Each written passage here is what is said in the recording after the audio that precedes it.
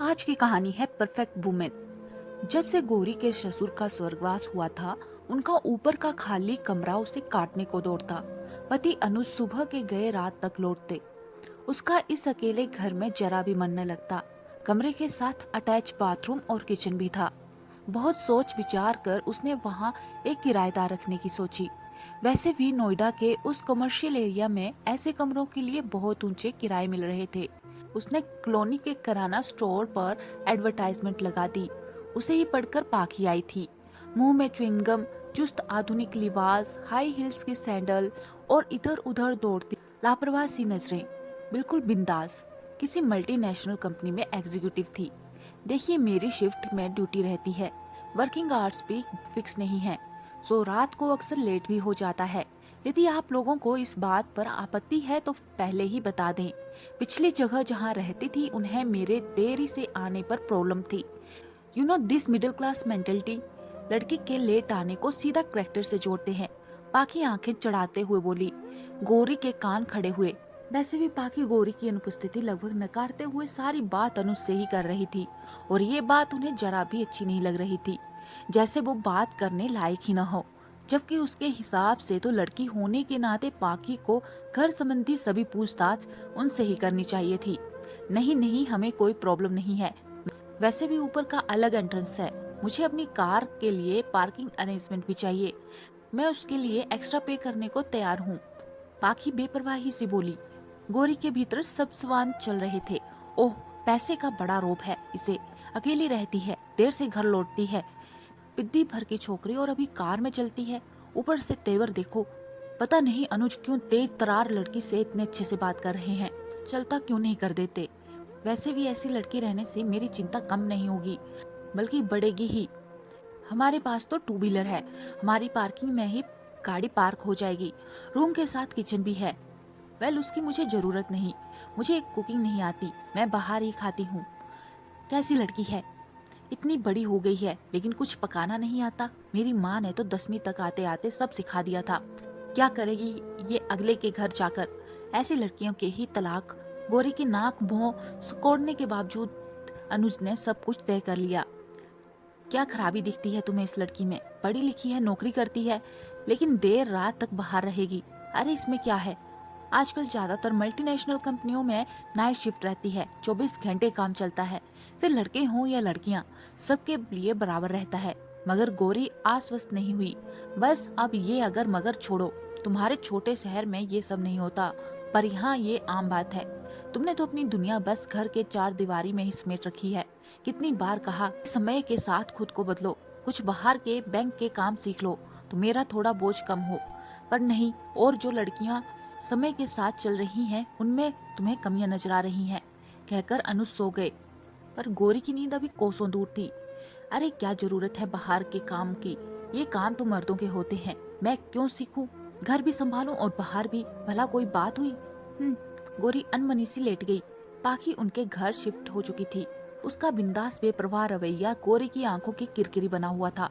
अनजाने में ही पर उसकी आंखें और कान पाखी के आने जाने की खबर रखने में लग गए कि वो कब आ रही है, कौन छोड़कर जा रहा है, क्या पहना है। पाखी सब समझने लगी थी। गौरी का ये रवैया उसे बुरा लगता, पर वह उसे अनदेखा कर निकल जाती, और गौरी पाखी के इस व्यवहार को अकड़पन होने का प्रमाण समझती। एक दिन गौरी रसोई में नाश्ता कर रही थी, तभी अचानक से अनुज के कराहने की तेज आवाजें आई। वो भागकर कमरे में गई तो पाया अनुज बाथरूम में फिसल गए थे। उनकी कमर में असहनीय दर्द था, वे उठ भी नहीं पा रहे थे। गौरी ने किसी तरह सहारे से उन्हें उठाकर बिस्तर पर लेटा दिया। घबराहट में उसके दिमाग ने काम करना ही बंद कर दिया था। कुछ नहीं सूझ रहा था कि क्या करे। गौरी, लगता है कुछ सीरियस बात है, अस्पताल जाना पड़ेगा। गौरी अस्पताल जाने के लिए ऑटो लाने घर के बाहर आई। तभी पाखी ऑफिस के लिए निकल रही थी। गौरी के चेहरे पर परेशानी देख उससे रहा नहीं गया और पूछ बैठी, क्या बात है, कोई प्रॉब्लम है। गौरी ने पाखी को अनुज के बारे में बताया तो वो भी चिंतित होती। अरे अगर उनकी हालत ऐसी है तो ऑटो में कैसे बैठकर जाएंगे, चलिए मैं अपनी कार से ले चलती हूँ, बैक सीट पर वे लेटकर जा सकते हैं।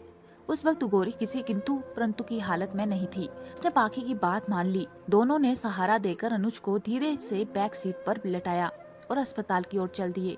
अनुज को अस्पताल में एडमिट कराना पड़ा। स्लिप डिस्क हुआ था। गोरी के हाथ पांव फूल गए थे।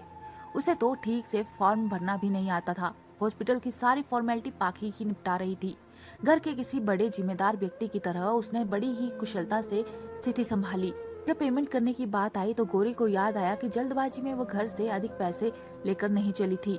उसने घर जाकर पैसे लाने की बात की तो पाखी बोली, घर जाने की कोई जरूरत नहीं है, आप टेंशन मत लीजिए, अभी मैं अपने डेबिट कार्ड से पेमेंट कर देती हूँ और बाहर लगे एटीएम से आपको कुछ एक्स्ट्रा पैसे भी लाकर दे देती हूँ, आपके काम आएंगे। गोरी निरुत्तर खड़ी रही और बाकी सारे अरेंजमेंट करती रही। कहाँ कैंटीन है, कहाँ फार्मेसी है, फिर सब कुछ गोरी को समझाकर शाम को वापस आने के कहकर वो ऑफिस के लिए निकल गई। गोरी सन थी।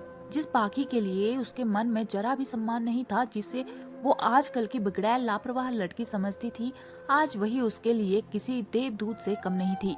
कितनी कुशल, जिम्मेदार, शांत और विनम्र, हजारों रुपए का पेमेंट कर डाला। 1 मिनट नहीं लगाया सोचने में कि ऐसे तो कोई सगा रिश्तेदार भी नहीं। एक और गोरी जहाँ खुद को पाखी के सामने बोना महसूस कर रही थी, वहीं दूसरी ओर उसके कानों में अनुज की बातें गूंज रही थी। गोरी, कुछ तो बाहर के काम काज सीख लो, कब तक मुझ पर निर्भर बनी रहोगी? बैंक की छोड़ो, तुम्हें एटीएम तक ऑपरेट करना नहीं आता, कम से कम घर बैठी इंटरनेट ही सीख लो। आजकल सभी बिल पेमेंट बुकिंग उसी से हो जाते हैं। लेकिन अपनी घर गृहस्थी रसोई में रमी गोरी के कानों पर जू नहीं रेंगती थी। उसने तो अपने घर में माँ को घर और पिता को बाहर के कामकाज संभालते ही देखा था। इसी मानसिकता से पत्नी गोरी अपना खाली समय टीवी देखकर या आस पड़ोस में बैठकर व्यतीत कर लेती थी। आज उसे अनुज की बातों की गंभीरता का एहसास हो रहा था। अगर पाखी ने समय पर साथ न दिया होता तो कैसे संभालती वो ये सब। जब तक अनुज हॉस्पिटल में थे, पाखी रोज सुबह शाम हॉस्पिटल आती, आते हुए बाहर से जरूर सामान आदि ले आती, अनुज की प्रोग्रेस पर नजर रखती, डॉक्टर से बात करती। अब तो डॉक्टर भी उसे ही जिम्मेदार समझ सब फीडबैक देते, क्योंकि गोरी को तो कुछ समझ नहीं आता था। हफ्ते भर बाद 2 महीने का बेड रेस्ट बोलकर अनुज को डिस्चार्ज कर दिया गया। उस दिन पाखी ने ऑफिस से छुट्टी ले ली और वापस से सब मेडिकल फॉर्मेलिटीज पूरी कर उन्हें अपनी कार से घर ले आई। अनुज और गोरी खुद को पाखी का ऋणी महसूस कर रहे थे, पर पाखी ने ये सब सहजता से बिना किसी गुमान के ही किया था। एक दिन पाखी ऑफिस से आ रही थी तो रास्ते में उसे गोरी जाती दिखाई दी। आप कहीं जा रही हैं क्या? चलिए मैं छोड़ देती हूँ, कहकर पाखी ने गोरी को कार में बिठा लिया। दरअसल मैं रेलवे स्टेशन जा रही हूँ, मेरी मम्मी पापा इन्हें देखने के लिए आना चाहते हैं, उन्हीं के लिए रिजर्वेशन कराना है। लेकिन आप इतना घबरा क्यों रही हैं? बार बार पल्लू से पसीना पहुँचती गोरी की घबराहट उनके चेहरे से बयान हो रही थी। वो दरअसल मैं अब पहली बार यूं अकेले रिजर्वेशन कराने जा रही हूँ, इसलिए थोड़ी घबराहट। गोरी की हालत देख पाखी को हंसी आ गई। अरे इसमें इतनी घबराने की क्या बात है, कितनी छोटी सी बात है। ये सुनकर गोरी की आंखें झलक आई। वो भी यही कहते हैं पाखी, मैंने कभी भी घर से बाहर की दुनिया नहीं देखी, मुझे लगा कि इनके होते मुझे ये सब सीखने की क्या जरूरत। लेकिन पिछले दिनों जो कुछ बीता उसे देखकर मुझे समझ आ गया कि मैं कितनी गलत थी। आजकल के एकल परिवार के दौर में एक हाउसवाइफ की जिम्मेदारी सिर्फ घर बैठकर रसोई संभालने से ही पूरी नहीं हो जाती, उसे बाहर के काम भी आने उतने ही जरूरी हैं जितने घर के। अब ये बेड रेस्ट पर है, घर की गाड़ी थम गई है। आज मैं खुद को बेहद असहायहीन और असफल महसूस कर रही हूँ, क्योंकि पढ़ी लिखी होकर भी मैं तुम्हारी तरफ बाहर के कामकाज नहीं कर सकती।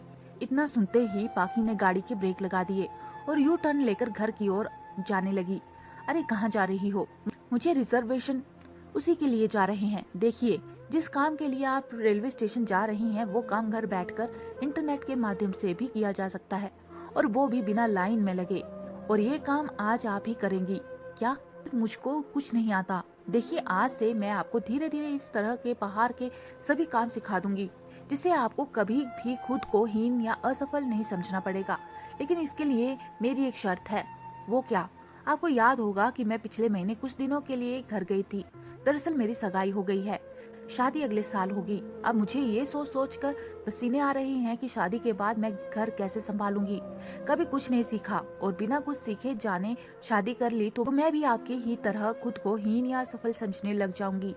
तो बस यही शर्त है, धीरे धीरे आप मुझे थोड़ा बहुत घर और किचन की जरूरी काम सिखा दीजिए और मैं आपको बाहर के। इस तरह हम दोनों हो जाएंगे परफेक्ट वुमेन।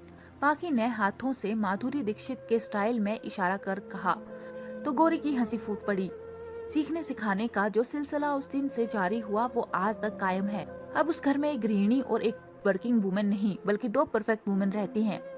दोस्तों, इस कहानी के बारे में आपकी क्या राय है? कमेंट बॉक्स में हमें जरूर बताएं और अगर चैनल पे नए हैं तो आपसे विनम्र निवेदन है कि चैनल को सब्सक्राइब करना ना भूलें। मिलते हैं किसी और वीडियो